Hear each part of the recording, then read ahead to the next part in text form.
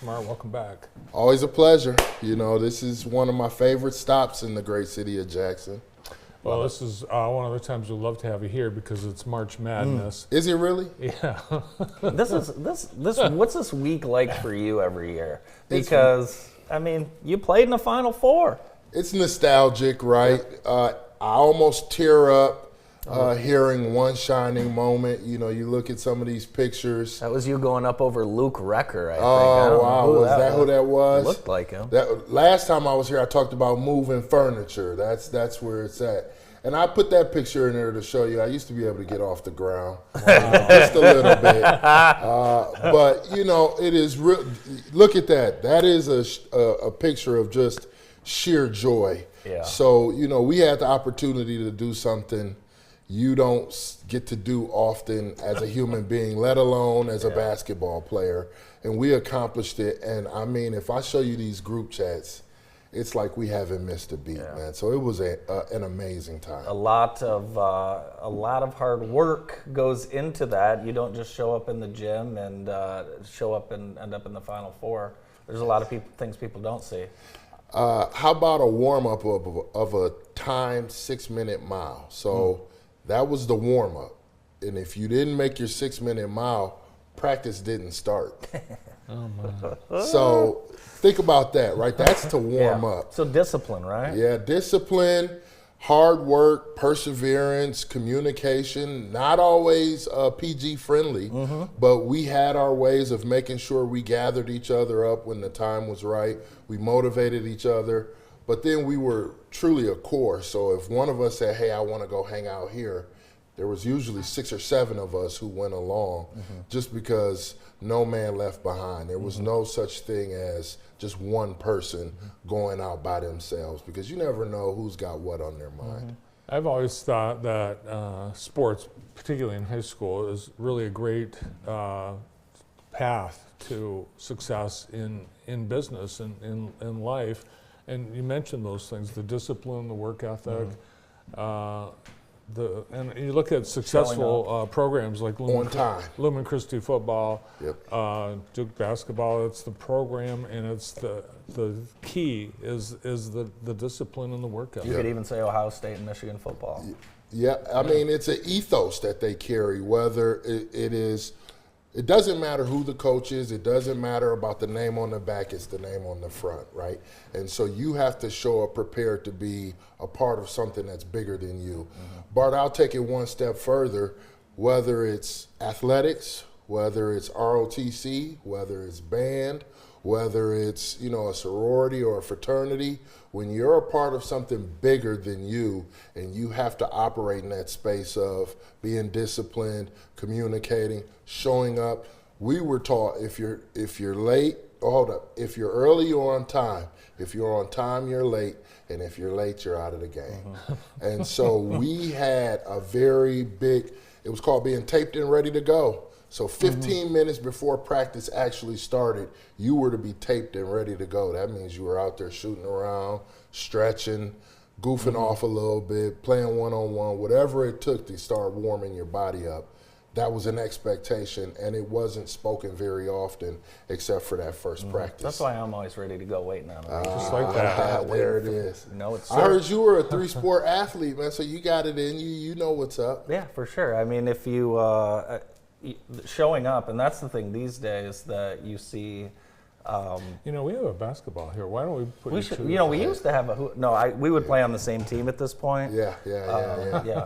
40 and over. The 40 and over, and watch your Achilles lead. Yes. Did you see the other night during the Chicago Bulls game? They took 2 fans out of the stands for a full court layup race. Yep. A fan tore his ACL on the first layup. He didn't even get the layup off. Tore his ACL. It was unbelievable. So, you go to the game and you leave on a stretcher. That's pretty you see tough. stuff like that, it makes you want to just watch and not play. Yeah. Well, I've kind of hung my sneakers up per se. I get out there, I'll shoot around. Yeah. I'll do some drills. I laughed with a buddy of mine who played with me, who was in that picture, Jason Singleton. I said, I'd probably have a heart attack if I did the warm-ups right about now, man. Like, that's how intense it was from beginning to end. But a quick story, Coach O'Brien would put 120 minutes on the clock, and it would count down. And he had his little sheet of paper, and from 120 to 115, we were doing this. From 115 to 109, and it was to the T. You get 2 minutes for water, and then you're back at it, man. And so that really created us having attention to detail with the clock as well in the game. Well, should kids, high school kids, lay on the couch this summer? No, they got an opportunity with. They could work anywhere, right? Yeah, and you know, I love summer youth employment. Like truly, this is where I'll go. I've been championing it for the last 45 days. So I need our businesses to step up and take a young person. I guarantee you, you're going to learn something from them. They're going to learn something from you. But ultimately, we need to feed the economy with new talent. Yes. We hear about it all the time. We hear about a lack of participation in the labor force. Here's an opportunity to bring in probably the most underrepresented unit in the labor force, our young people.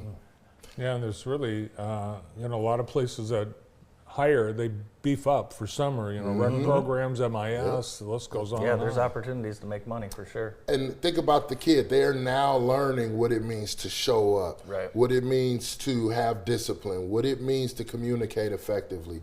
We teach those young people all of that before they step foot on the workspace.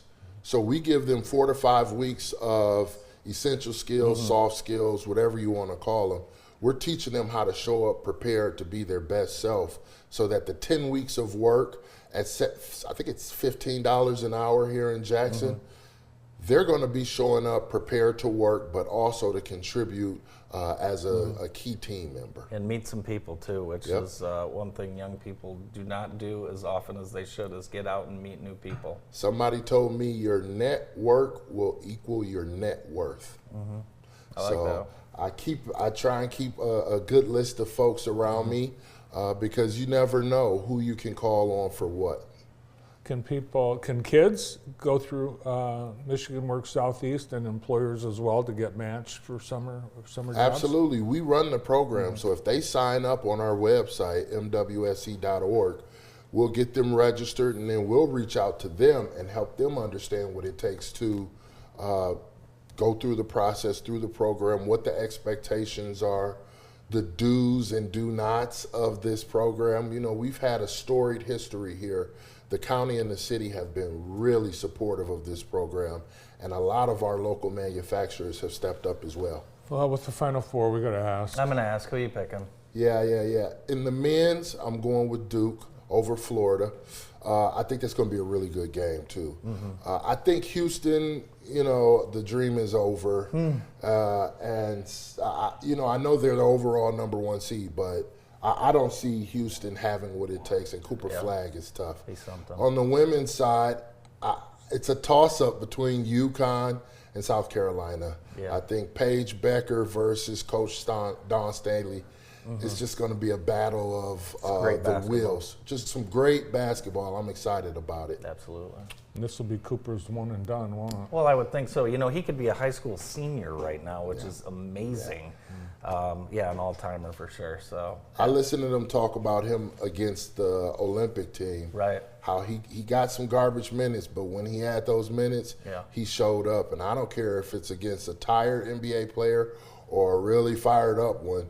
You get your shot off and you score, you block a couple shots, you did it against the best in the world. As far as I know, he's the only high school junior that's ever done that. 17-year-old. You're Amazing. right about that. Amazing. You're right. Shamar Herron with us, celebrating the Final Four and other things from Michigan Works Southeast. Thanks for joining us. All righty. Thank you. And go Buckeyes. More of the show right after this. Go Blue.